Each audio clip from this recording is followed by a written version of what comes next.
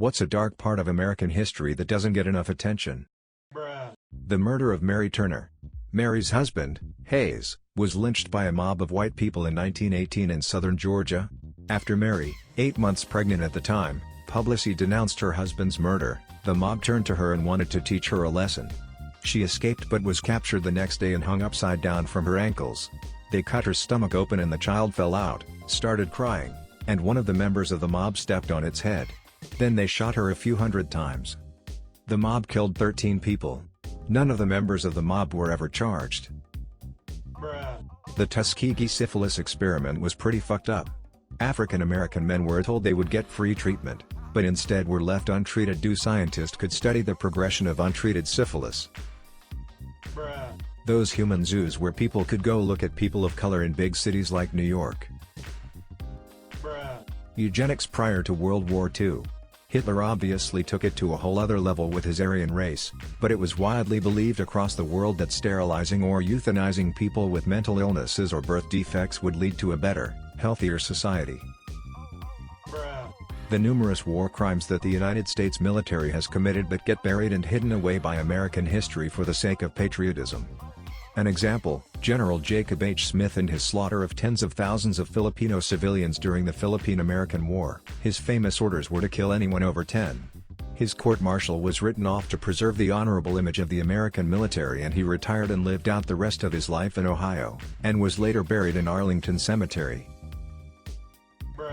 Marty Glickman, who was faster than Jesse Owens, not being allowed by the American team, Avery Bundage, to run in the 1936 Olympics, so as not to offend Hitler that a Jew was the fastest man in the world. What really blew my mind was when we learned in school about the racism towards the Irish during the early 1900s. To me, the most interesting part is that they were hired, with very low wages, to do jobs that people wouldn't send their slaves to do as it was too dangerous. The Elaine Massacre in Arkansas, where about 200 black people were massacred. They don't have an official burial site, but there's a mound in a cotton field where those hundreds of bodies are said to be buried.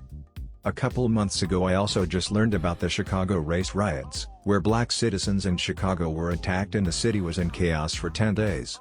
Side note, I don't like calling it a riot because I feel like that implies that both sides were guilty and participating, but black people were being attacked for merely existing and they only really fought back but never started the fights. Both of these happened in 1919. There were multiple attacks on black people that year, but that's never discussed. And in a book of reports from the Chicago race riots, they work hard to put blame on both sides. The 1973 Chilean coup d'etat was our country's original 9/11 because it happened on September 11, 1973. It was an absolutely despicable action that led to the deaths of hundreds of thousands. The US government essentially funded the uprising of the most violent dictator Chile has ever seen, named Augusto Pinochet. This happened following an extended period of social unrest and political tension between the opposition-controlled Congress of Chile and the socialist President Salvador Allende, as well as the economic warfare ordered by US President Richard Nixon. This was a terrible world event that got overshadowed by another terrible world event. I'm not saying the Twin Tower attacks weren't horrible, they were absolutely awful and dreadful. However, it's important to remember both events and be aware of it. Pretty much everything related to Native Americans.